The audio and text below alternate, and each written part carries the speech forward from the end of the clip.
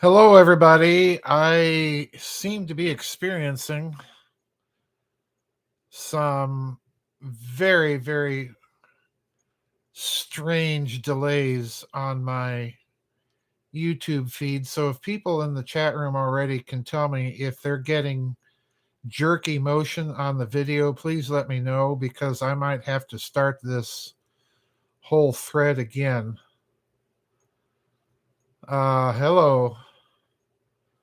Can you all see and hear me? Is the feed going out okay?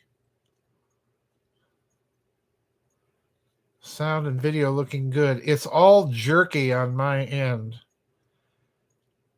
So I'm going to go ahead with this since you guys are saying it's sounding and looking good. Welcome to the news and views from the Nefarium on Thursday, September 23rd, 2021. Before I get to today's story, which is a very important one, I want to remind all the members of my website we do have a vid chat tomorrow at 6:30 p.m. I'll be in the chat room early as usual for the pre-chat, which is just kind of our informal chatting about anything that comes to mind. For those of you who are new members, remember, get your comments and questions emailed to me before 10 o'clock tonight. And please, when you email them to me, put VidChat questions all in capitals in the subject header of the chat, or pardon me, of the email, so that I can go through them and print them out. The reason I'm asking for everybody to get them in by 10 is, as you know, I go through them and print them out, try to arrange them more or less by topic and order. Anyway, with that said, let us get down to the news of the day. And the news of the day is that the central banksters, in this case in the form of the Federal Reserve, which is, of course, neither federal nor really a reserve, is taking a big step toward more financial dominance. And it's contained in a bill that's before Congress. I want to read the article for you and cite a number of paragraphs from it. And before I do, I want you to recall something. Those of you who have lived in America and are basically my age or older will remember when you used to get your canceled checks in the mail from your bank, the actual physical canceled check. Then the Federal Reserve stepped in and said, no, we don't want to do it that way anymore. We will now simply Xerox your canceled checks and mail the Xeroxes to you and keep your original canceled checks. And now, of course, they don't even do that anymore. Okay? I want you to keep that in mind as you listen to this article about the bill that is before the U.S. Federal Reserve. The article is by Wesley Tisa. It was sent to me by SD. Thank you very much. The article is titled, U.S. Congress Taking Revolutionary Steps Toward a Central Bank Digital Currency. Listen carefully. Quote, on July 28th, 2021, a new bill was introduced in the U.S. House of Representatives. This bill, sponsored by Congressman Don Beyer, aims to regulate cryptocurrencies, but it does more. The bill is called the Digital Asset Market Structure and Investor Protection Act. Now, folks, whenever the government tells me they're doing something, I take it in the opposite sense, okay? So just remember that. And the short title of this bill is the Digital Asset Bill. Please note the term, digital asset. For the majority, it sets out future rules for crypto. However, hidden in the bill, changes to the foundation of the dollar are proposed. Skipping a paragraph or two here.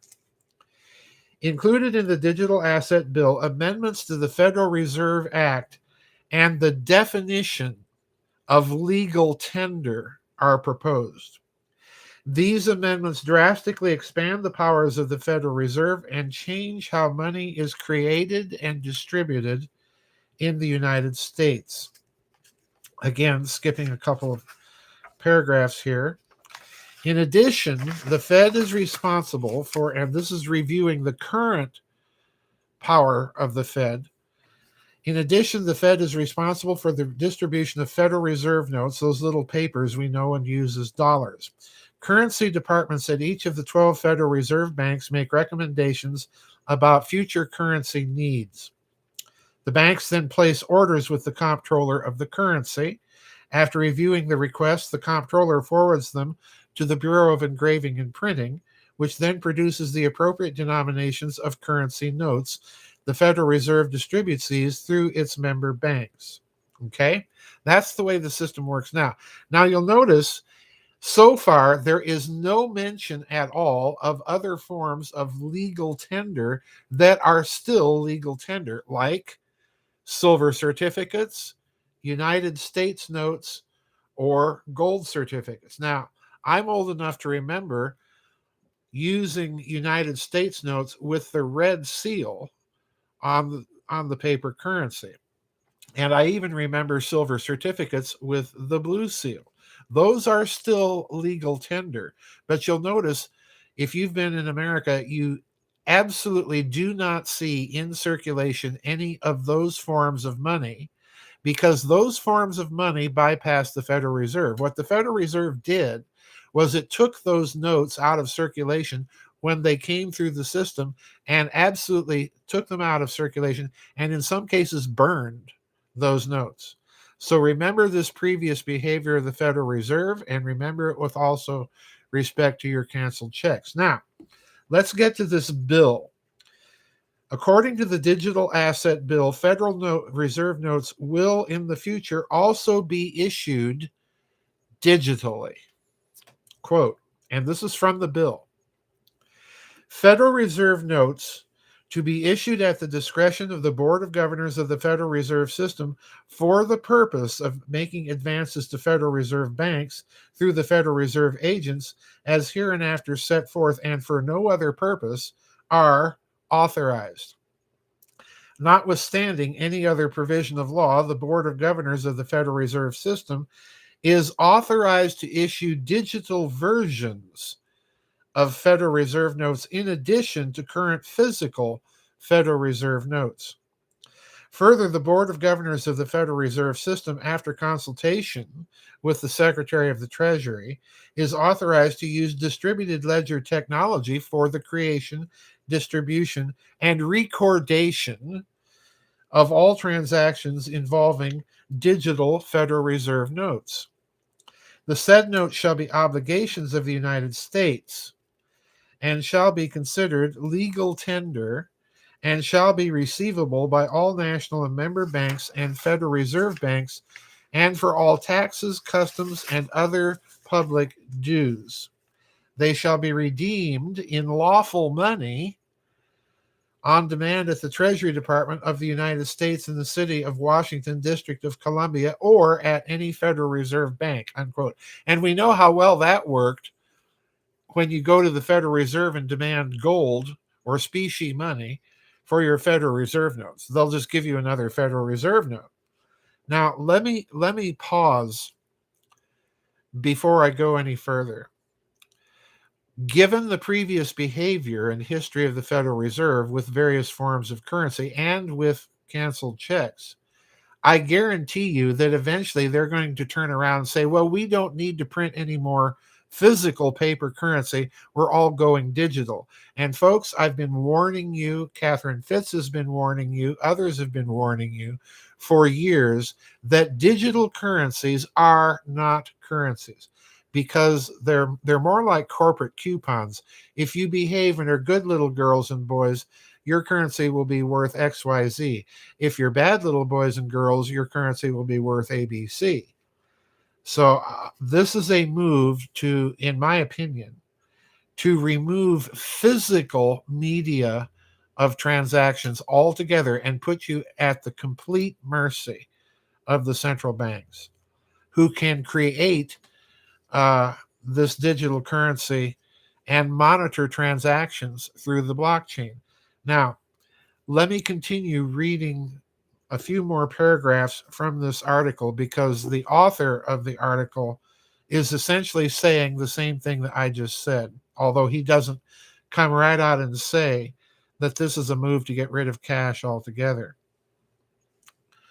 Continuing with the article, quote, as we saw, the Federal Reserve does not have the power to create dollars directly. It seems like this power is now to be granted to them. Given that these new reserve notes are digital, this strangely merges two distinct forms of money as well. Perhaps that is why the Federal Reserve will be authorized to do so. However, it is a bit hard to imagine that such a centralized structure would not lead to monitoring of all transactions. And what about privacy? And what about security? Now, folks, I'm going to borrow the insight of Catherine Fitz here.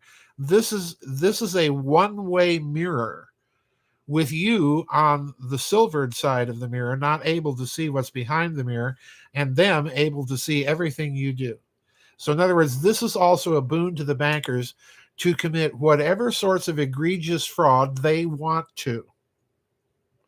Let me continue with the final three paragraphs of this article. How are digital Federal Reserve notes to be justified in terms of the origins and authority of the Federal Reserve?